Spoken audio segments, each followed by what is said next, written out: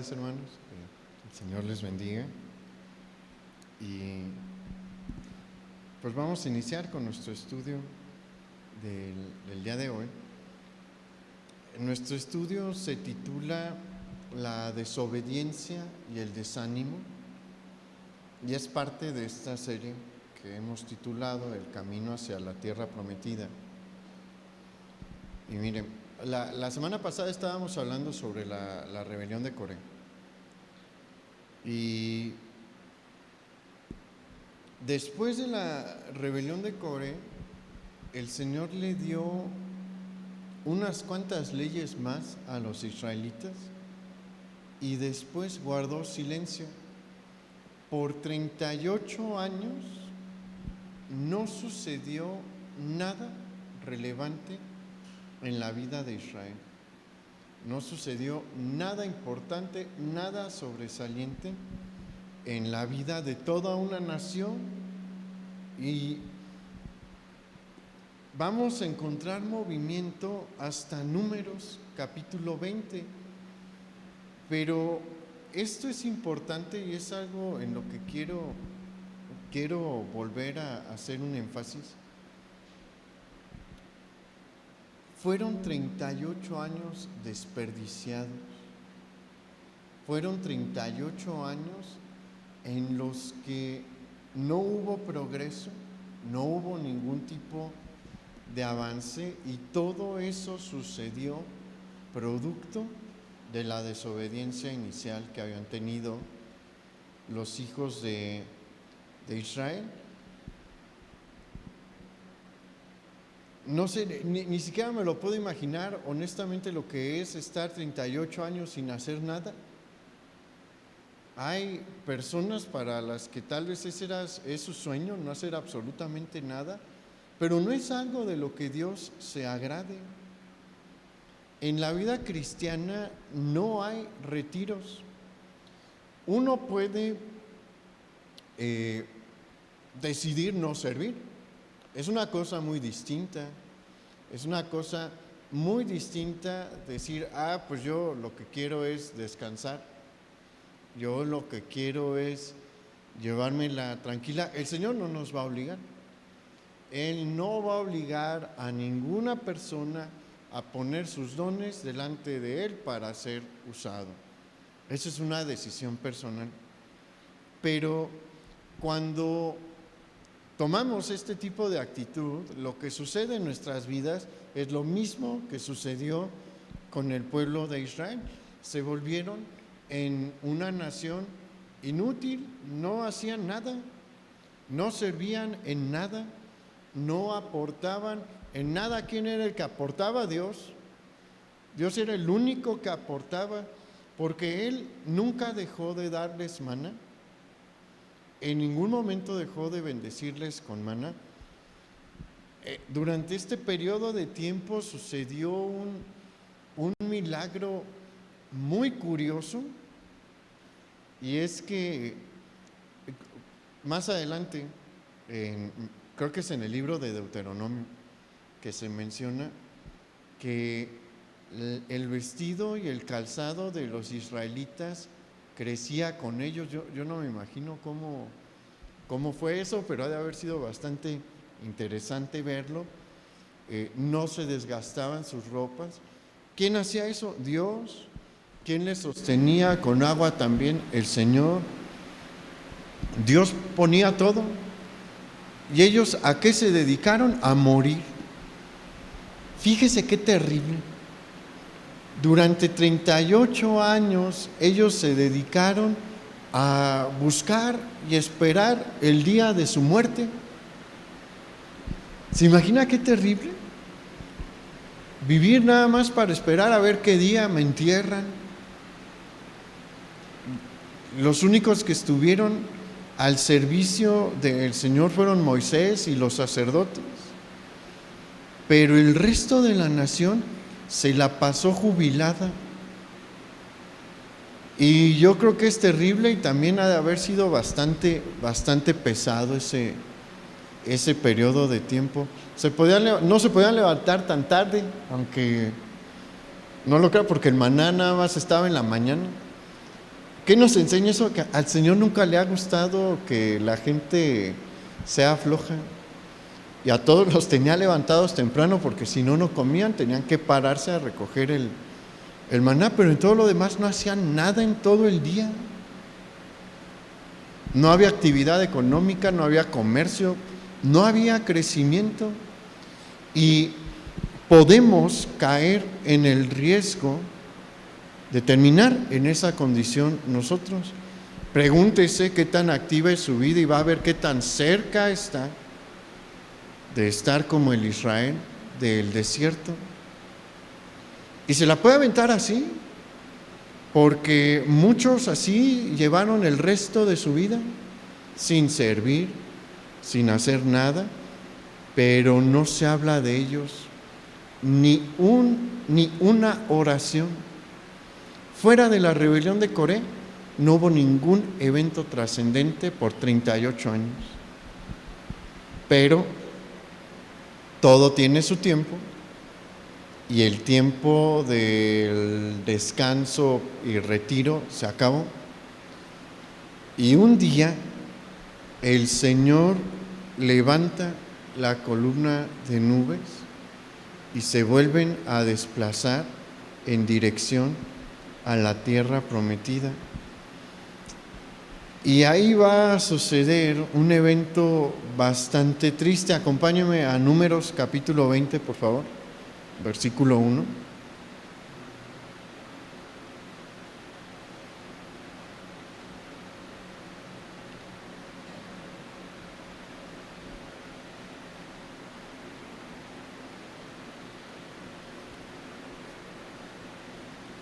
Números 20, versículo 1, nos dice: llegaron los hijos de Israel, toda la congregación, al desierto de Sin en el mes primero, y acampó el pueblo en Cades, y allí murió María, y allí fue sepultada. Este no es el evento triste, pero aquí vemos algo bien particular. Israel, después de 38 años, regresó al punto de inicio. Porque aquí fue donde ellos decidieron no ir a la conquista. Y el Señor les dijo: está bien, no quieren ir. 38 años sin que Dios les hablase, 38 años sin que hubiese eventos importantes. Les dijo: todos van a morir en el desierto de esta generación. Y a la otra generación, ¿a dónde la llevó? Justo al lugar donde habían rechazado sus padres la bendición que les estaba dando. Porque mire, Dios nunca quita el dedo del renglón. Depende de nosotros qué tan rápido avanzamos. Si el Señor nos dice: quiero que hagas esto, y uno le dice que no, van a venir las consecuencias. Y cuando vengan las consecuencias, puede que el Señor nos diga otra vez: quiero que vayas aquí de nuevo. Podemos decirle que no y sufrir nuevamente las consecuencias. Y cuando hayamos entendido que hicimos mal, qué es lo que va a pasar, el Señor nos va a decir: ok, quiero que hagas esto. Y hasta que nosotros obedezcamos la instrucción de Dios es que vamos a avanzar. Usted puede decidir pasar 38 años en un desierto, o puede decidir obedecer y ser bendecido por Dios, pero esa es su elección. Esa es su elección. Dios no lo va a forzar. No forzó a Israel, tampoco lo va a forzar a usted. Pero mire, vamos al versículo 2. Dice: y porque no había agua para la congregación, se juntaron contra Moisés y Aarón, y habló el pueblo contra Moisés diciendo: ojalá hubiéramos muerto como perecieron nuestros hermanos delante de Jehová. ¿Por qué hiciste venir la congregación de Jehová a este desierto, para que muramos aquí nosotros y nuestras bestias? ¿Y por qué nos has hecho subir de Egipto para traernos a este mal lugar? No es lugar de sementera, de higueras, de viñas, ni de granadas, ni aun de agua para beber. Y una vez más, como en tantas ocasiones en el pasado, Israel se queja delante de Dios y no le importó a Israel que después de décadas vieron cómo la columna de nubes se levantó de nuevo. No les importó que durante estos 38 años Dios se encargó de darles alimento, agua y vestido. Nunca les faltó, no hubo un día en estos 38 años en los que Dios no proveyese para ellos lo necesario, y probablemente estuvieron en lugares peores que el desierto de Sin. Pero ante cualquier dificultad, ante cualquier obstáculo, vemos a Israel quejándose de una manera exagerada y ridícula, honestamente. Porque ¿qué fue lo que le dijeron a Moisés? Le dijeron: nos hubiera sido mejor morir en el desierto como nuestros padres. ¿De verdad? ¿Quién en su sano juicio puede afirmar eso? El Señor los está llevando a la tierra prometida. ¿Cómo puede decir a alguien que hubiera sido mejor morir en el desierto que entrar a la tierra que le prometieron a sus padres? Pero eso pasa cuando tenemos un corazón quejumbroso que no sabe confiar en Dios. Dificultades va a haber toda la vida, toda. Son muy poquitas las personas que mueren tranquilos en su cama sin darse cuenta. La mayoría no es así. Entonces puede que tengamos dificultades hasta en el lecho de muerte. Toda la vida va a haber dificultades, pero podemos ser como Israel o podemos ser como Moisés. En la mayoría de los casos, no en este caso, ahorita vamos a ver. Pero una vida de queja y de ausencia de fe por el Señor, lo único que atrae es castigo. Y lo único que atrae es darse topes y topes y topes contra la pared. Pero vamos al versículo 7. Dice: y habló Jehová a Moisés diciendo: toma la vara y reúne la congregación, tú y Aarón tu hermano, y hablad a la peña a vista de ellos, y ella dará su agua. Y le sacarás agua de la peña y darás de beber a la congregación y a sus bestias.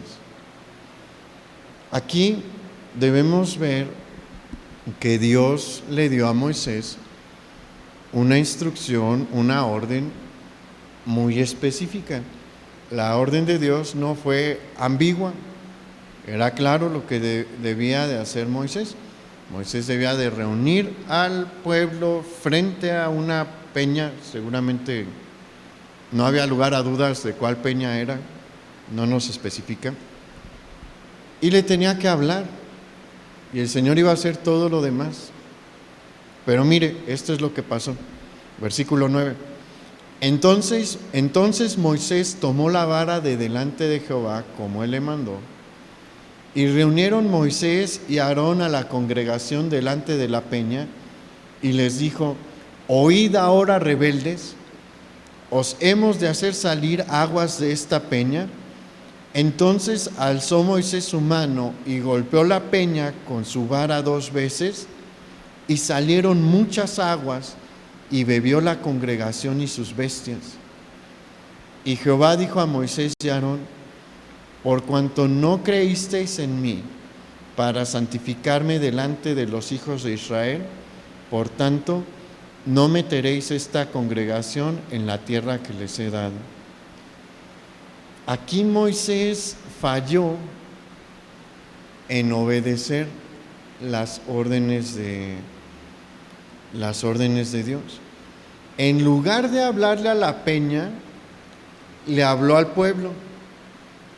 No tenía la instrucción de dirigirse a la congregación, tenía que hablarle a la peña, pero no, le habló al pueblo y seguramente allí le vinieron a la memoria todos los dolores de cabeza que ya le habían causado, todos los corajes que le hicieron pasar. Y animado por esos recuerdos, agarra la vara y le empieza a pegar a la peña. Algunos justificarían a Moisés y dirían, ay, es que la verdad Israel era como un dolor de muelas. Y ciertamente lo eran.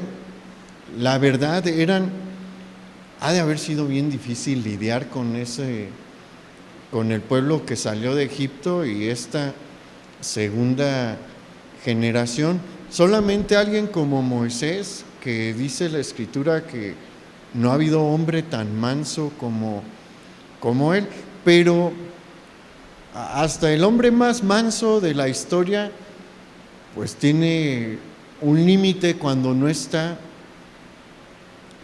sometiendo todo al Señor. En este momento no le sometió todo al Señor, dejó salir a su guerrero interior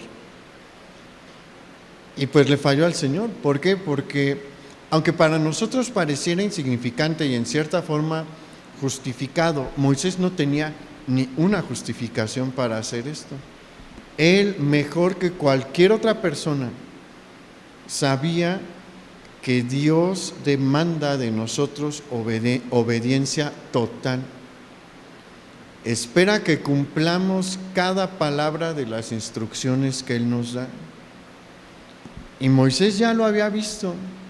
Él había visto una y otra vez a Israel desobedecer, no cumplir con lo que el Señor les había dicho claramente. Y pues él cometió el mismo error. Sobre él había un gran privilegio. Nadie ha hablado con Dios como él. Nadie ha visto a Dios como lo vio él. Nadie lo ha visto completamente con sus ojos físicos, pero el que ha estado más cerca ha sido Moisés.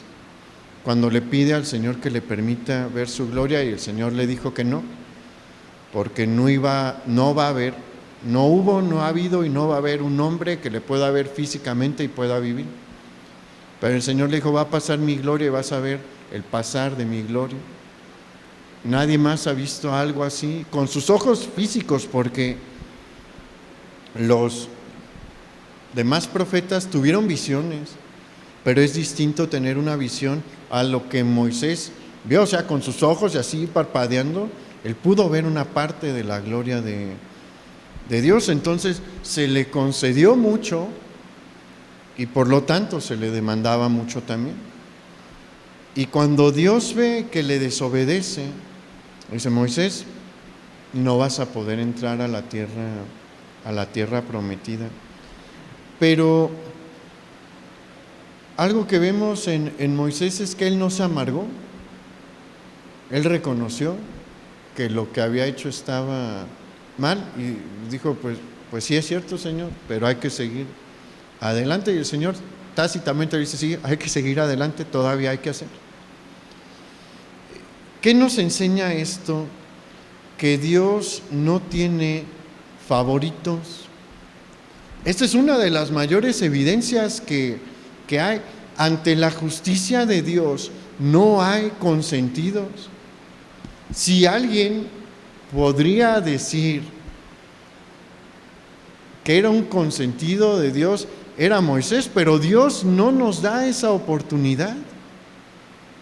Dios no consiente a nadie. Cometió una falta y se le castigó en proporción a todos los privilegios que había otorgado el Señor. El Señor funciona de una manera opuesta a cómo funciona el mundo, porque si vemos aquí, los privilegiados también como que tienen justicia especial, justicia privilegiada. Es bien difícil que una persona con mucho dinero o con mucho poder acabe en prisión. Más en un país como el nuestro es increíblemente difícil por cosas graves. O sea, los políticos hacen cosas verdaderamente graves que van en contra de los intereses de la nación en muchas ocasiones, y libres, felices. Pero con Dios no funciona así. ¿Cómo funciona la cosa con Dios? El Señor otorga privilegios, pero demanda mucho de nosotros. Y las consecuencias sobre aquellos que le fallan, que han sido privilegiados, son sumamente grandes. Dios es justo y no tiene consentido alguno. Bien, vamos al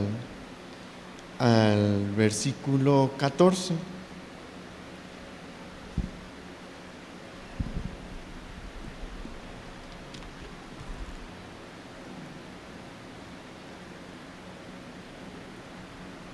Números 20:14.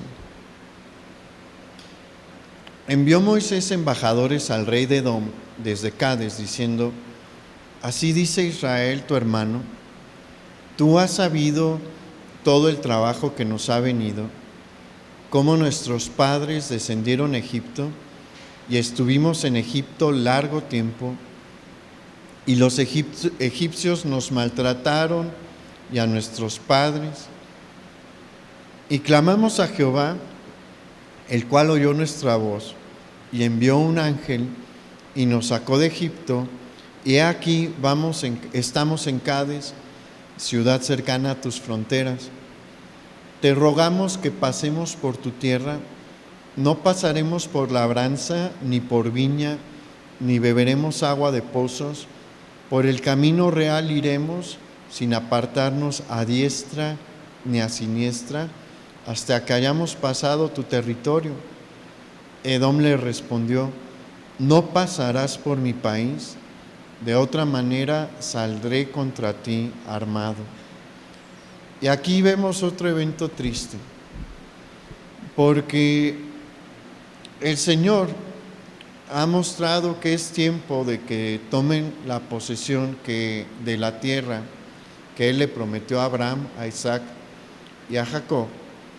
Y después de haber tenido este evento en el desierto de Sin, pues se hace un análisis seguramente entre los líderes de Israel y determinan que la ruta más cercana o más corta para entrar a la tierra prometida e iniciar la campaña de conquista es cruzando la tierra de Edom. Tenían que pasar por el territorio de Edom.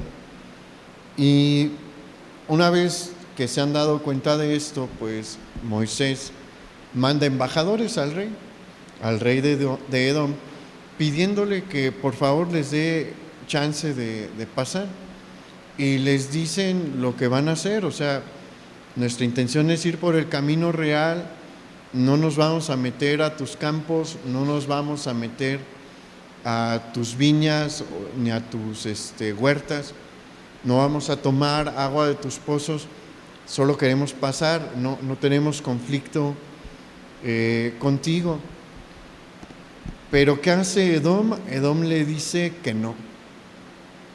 Y los amenaza, le dice: tú pones un pie en mi territorio, yo salgo con mi ejército y vamos a pelear. Y esto fue un golpe anímico para los israelitas por varias razones. En primer lugar, porque se vieron en la necesidad de buscar una ruta distinta, y cualquier otra ruta implicaba pues más tiempo y más esfuerzo, más dificultades.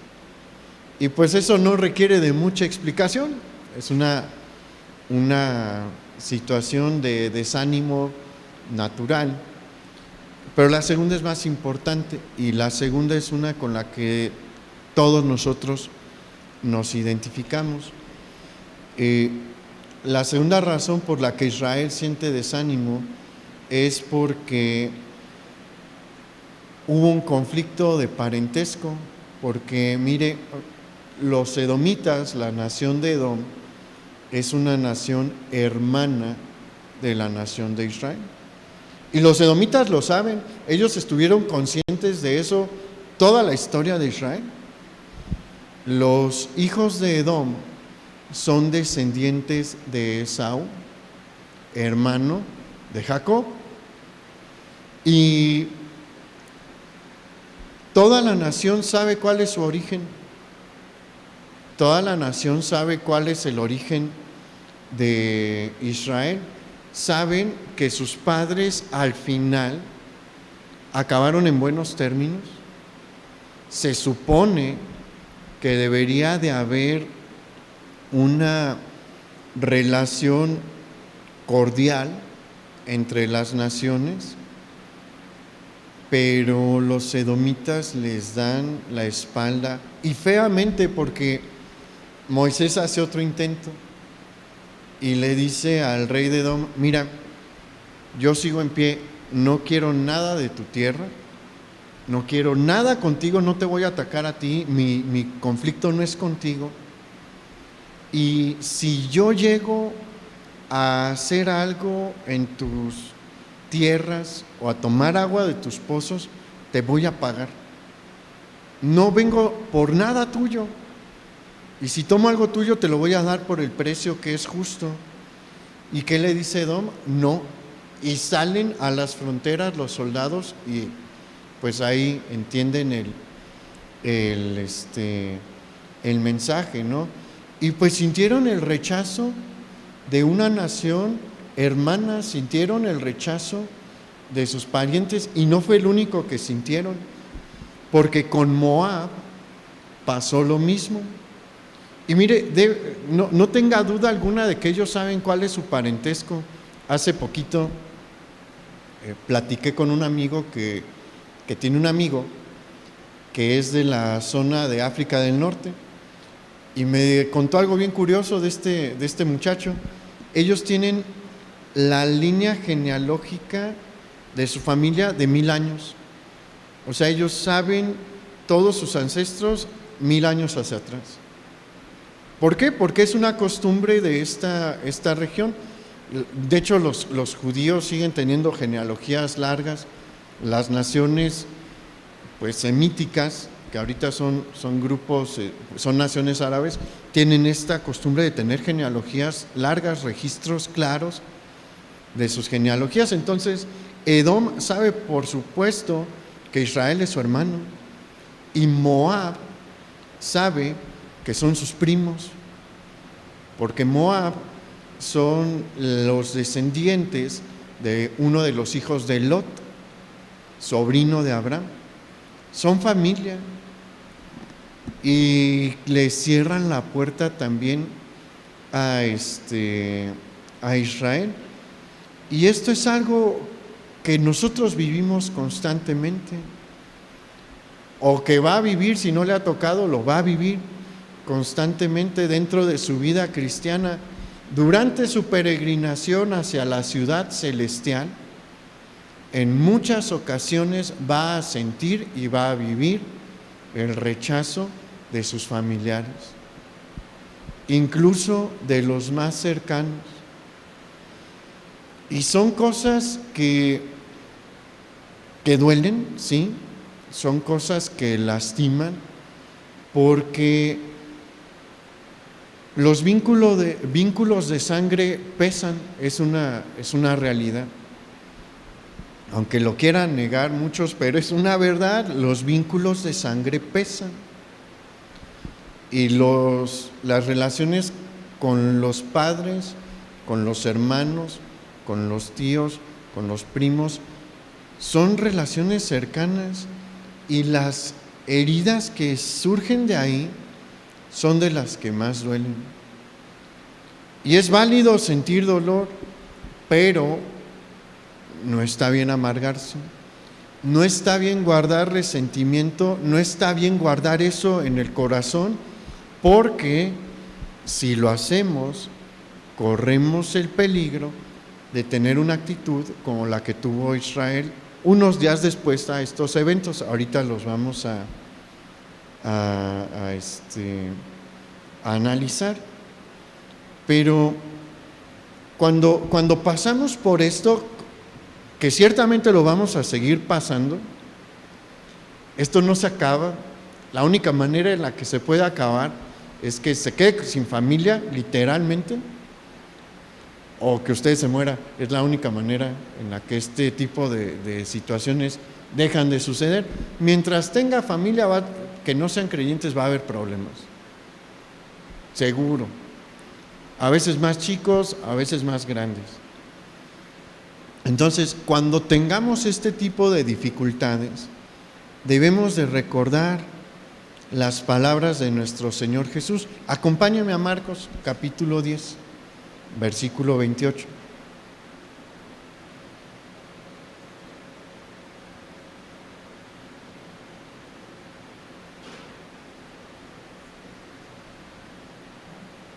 Marcos 10, 28 dice: entonces Pedro comenzó a decirle: he aquí, nosotros lo hemos dejado todo y te hemos seguido.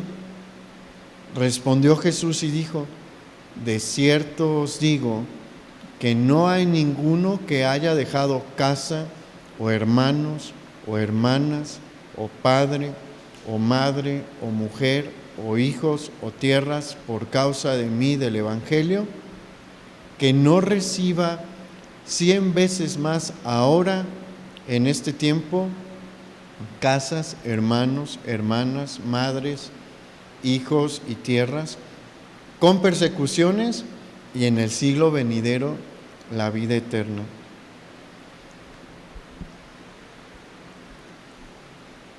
No es que yo lo quiera desanimar. De hecho, ¿cómo se llama la predicación? ¿Cómo se titula? La desobediencia y el desánimo. No lo quiero desanimar, pero va a perder familiares. Muy probablemente. Alguno, por lo menos, por causa de la fe. ¿Por qué? Porque nuestra fe es un choque para el estilo de vida de la mayoría de las personas. Y a veces son conflictos irracionales, porque pueden ver que usted vive infinitamente mejor a como ellos viven y les da coraje. ¿Por qué? Porque ellos quisieran vivir como usted sin dejar de hacer lo que les encanta hacer, pero es que no se puede, es imposible. Para llevar, mire, probablemente, no me estoy refiriendo a cuestiones materiales, porque no es común ni una garantía que un hijo de Dios va a tener mucho dinero en esta vida material, no, pero hay más cosas más preciadas que el dinero, como un buen matrimonio, buenos hijos, que no lo tengan ahí a las 4 de la mañana preocupado porque no sabe dónde están. La provisión de Dios en la que no nos falta lo necesario. Mire, esa es una gran bendición, porque por lo menos sabemos que el Señor no nos va a dejar padecer hambre.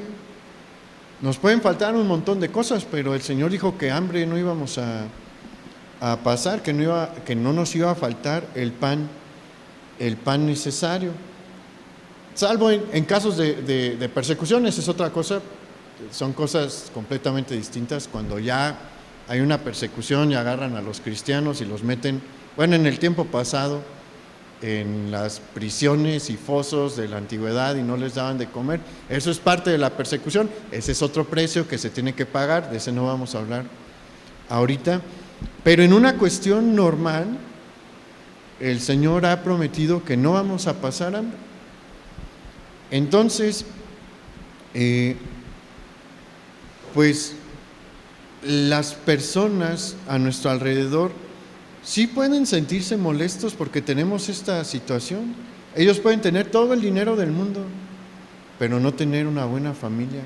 Eso vale muchísimo. ¿Por qué cree que nos esforzamos en dar reuniones de varones, de mujeres y de matrimonios? Porque es la manera en la que usted puede entender mejor el plan de Dios sobre cómo desarrollar a su familia de una manera sana. No somos los más sabios del mundo, necesitamos la enseñanza. Y pues yo lo invito a que venga a estas reuniones, le harán mucho bien. Y puede que esa sea una causa de rechazo. Hay un sinnúmero de razones por las que nos pueden rechazar, porque no cumples con las sagradas tradiciones. No, y eso sí es un problema, es un problema cuando no quieren bautizar a los niños, cuando la boda no va a ser en la iglesia católica. Para muchos es un problema. Cuando en la boda no va a haber alcohol en la fiesta, no va a haber pista de baile, es un problema para muchos. Y mire, las razones por las que sus familiares se pueden ir en su contra por la fe sobran y abundan. Pero ¿qué nos ha dicho el Señor? No te preocupes, yo te voy a dar más familia de la que tienes físicamente, con vínculo de sangre pues material. Te voy a dar a mi familia, que es mucho más numerosa, y te van a acoger. Algunos te van a acoger como un padre acogería a un hijo, algunos como una madre acogería a un hijo o a una hija, o te van a acoger como si fueras su hermano. Cuando dice allí que nos dará 100 veces, ¿sí dice 100 veces más casas? ¿A qué se refiere? No que nos va a dar, eso es una mala interpretación, porque muchos dicen, Dios te va a dar 100 casas. No, se refiere a que vas a encontrar una casa que te dé refugio cuando tú hayas perdido tu casa. Y mire, sí pasa. ¿Por qué? Porque el amor que tenemos por los hermanos, por los verdaderos hermanos, nos hace abrir las puertas de nuestro hogar cuando pasan por una severa necesidad. Y no va a ser nada más un hermano el que nos abra las puertas del hogar, sino que va a haber muchos. Y yo creo que muy poquitas personas tienen un privilegio así, de decir, mis hermanos en Cristo me abren las puertas cuando estoy en necesidad. Entonces, y mire, hay una gran ventaja con esta familia, y es que esta familia la vamos a ver en la eternidad también, garantizado, si son verdaderos hermanos. Y bueno, yo creo que es algo para darnos mucha emoción. Hay personas que han partido pues hace tiempo que yo quiero volver a ver, la verdad, y sé que los voy a volver a ver cuando me toque a mí ir a la presencia del Señor. Entonces, la iglesia es un regalo. La iglesia es un regalo para todos nosotros. Sí nos puede doler lo que sucede con nuestra familia terrenal, pero en la iglesia encontramos algo mucho mejor, duradero, un amor bien distinto, un amor que no se puede entender. ¿Por qué? Porque honestamente, si nos hubiéramos encontrado en la calle, en otras situaciones, ni nos hubiéramos prestado atención, porque somos vistos desde el punto de vista material, completos desconocidos. Personas totalmente ajenas. Yo no tengo parentesco de sangre con nadie aquí más que con mi familia directa, pero tenemos un cariño más fuerte que los parientes de sangre. Entonces, vea la gran bendición que hay aquí, vea el tesoro que el Señor le está dando, y cuando tenga los problemas, pues recuerden que tiene hermanos que le apoyan, que tiene hermanos que le entienden. Porque si usted le platica eso a los del trabajo, ellos no entienden, ellos están sumergidos en el mismo mover del mundo. Hasta le van a dar la espalda tal vez. Pero aquí tenemos algo distinto. Pero Israel sí guardó esto en el corazón y malas cosas van a salir de ahí. Mire, en Números capítulo 21 vamos a ver a Dios darle a Israel su primer victoria en contra de uno de los pueblos de la tierra de Canaán, y van a derrotar por completo a Arad, al rey Arad y a su nación, y van a destruir sus pueblos, van a destruir sus ciudades, e Israel va a perder el piso. Y acuérdese lo que nos dijo el apóstol Pablo: todas estas historias son para que nosotros las tomemos en cuenta y son lecciones para no cometer el mismo error. ¿Cuál fue el error que Israel cometió aquí? El error fue que ellos creyeron que eran muy buenos para la guerra, pero no. La nación del rey de Arad es una nación que lleva probablemente siglos peleando. Tiene un ejército, tiene una armería, tiene a hombres que se dedican exclusivamente a las actividades militares, y la mayoría de los que viven por lo menos en la ciudad del rey tienen una noción de cómo usar armas, y en alguna ocasión las han usado. Y así son todas las naciones de Canaán, algunas más poderosas que otras, pero todas tienen entrenamiento militar. Israel en el desierto no se puso a practicar, no hay guerreros entre ellos, nadie, todos eran esclavos. No se pusieron a forjar espadas, no se pusieron a forjar lanzas, ni a hacer escudos, no. ¿Por qué? Porque no son una nación guerrera y estaban en un desierto. Pero Dios les dio la victoria sobre esta nación, y probablemente ahí es cuando se empiezan a armar. También cuando derrotan a Og y a Sehón, pero conforme van derrotando, ellos empiezan a armarse, empiezan a tomar sus armas, las armas de los pueblos derrotados. Pero no están capacitados para vencer a una nación así. No tienen la habilidad, ni los conocimientos, ni la práctica, ni la experiencia. ¿Quién les dio la victoria? Dios. En todas sus batallas, desde este punto hasta que termina la conquista, Dios es el que les dio la victoria, pero ellos creían que habían sido sus propias fuerzas. ¿Por qué? Porque mire lo que, vamos a Números 21, versículo 4, ahí vamos a encontrar evidencia.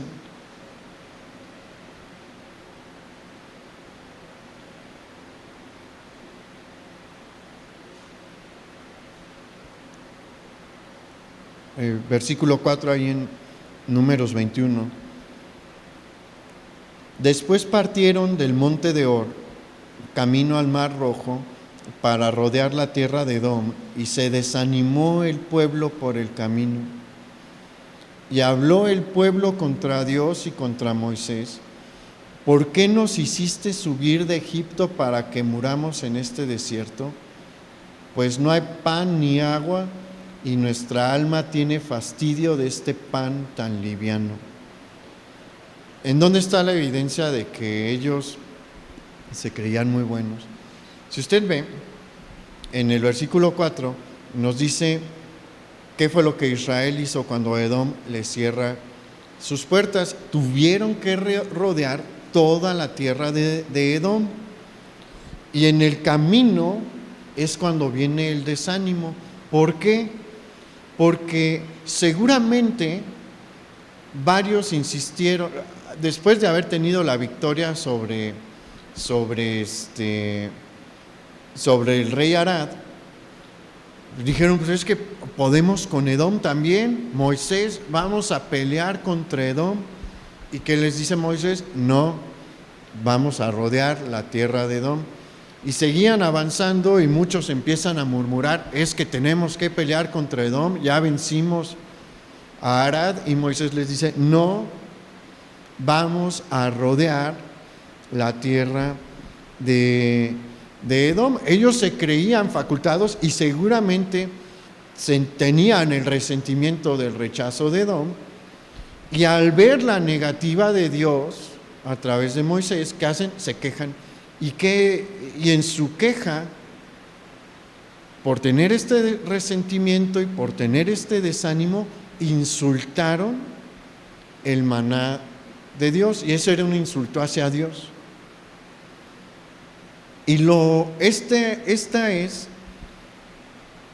no es la primera vez que los israelitas se quejan del maná, pero esta es la expresión más insultiva y más hiriente que hacen en contra del maná, y lo describen como un fastidio para su alma.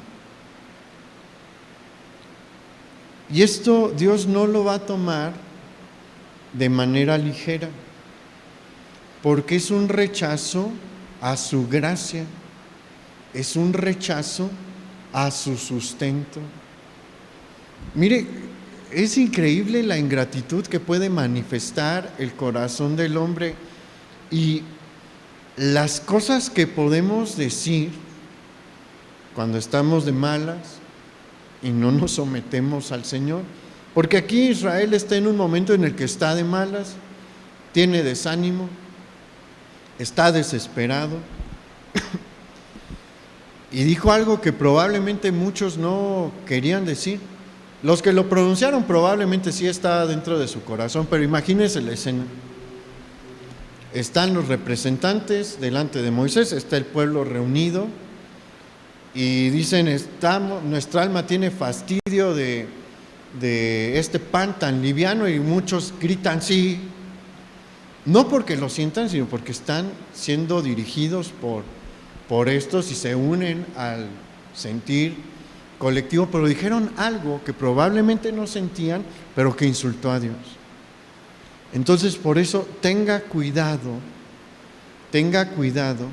de no dejar que estas cosas se queden en su corazón, porque lo van a llevar a hacer y a decir cosas de las que se va a arrepentir y por las que se puede ganar el castigo de Dios, porque como vimos, Dios no tiene consentidos, es paciente, sí es muy paciente, pero su paciencia tiene un límite, y aquí llegaron al límite. Y fíjese qué pasó, vamos al versículo 6. Y Jehová envió entre el pueblo serpientes ardientes que mordían al pueblo, y murió mucho pueblo de Israel. ¿A qué se refiere con esto de serpientes ardientes? No era que estaban calientes las serpientes en sí, sino que la mordedura y el veneno que inyectaban al momento de morder generaba ardor en la zona donde habían mordido, un ardor insoportable, y posteriormente moría la persona que había sido mordida. Y esto ha de haber sido honestamente horroroso, porque no sabemos cuántas. ¿Ha visto serpientes? No son, a mí me choca ese animal, la verdad no me gusta nada ese animal, y pueden ser amenazantes. Hay unas que sí evitan al ser humano, pero la mayoría no. ¿Qué hace la serpiente de cascabel? Empieza a avisarnos, vete de aquí o te voy a morder. ¿Qué hace la cobra? Se levanta y a veces escupe el veneno con el objetivo de dejar ciega a su presa y después morder. Y bueno, pues ha visto una, ¿no? Pero aquí debieron de haber sido, haga de cuenta, como una manada de serpientes dispersándose el campamento y mordiendo a todo aquel que se encontraban. Despertaron la ira de Dios y el Señor les iba a dar una experiencia inolvidable. Y Moisés pues sigue teniendo su gran corazón de misericordia. Y en el versículo 7, vamos a leer el versículo 7. Dice: entonces el pueblo vino a Moisés y dijo: hemos pecado por haber hablado contra Jehová y contra ti. Ruega a Jehová que quite de nosotros estas serpientes. Y Moisés oró por el pueblo. Y Jehová dijo a Moisés: hazte una serpiente ardiente y ponla sobre un asta, y cualquiera que fuere mordido y mirare a ella vivirá. Y Moisés hizo una serpiente de bronce y la puso sobre el asta, y cuando alguna serpiente mordía a alguno, miraba la serpiente de bronce y vivía.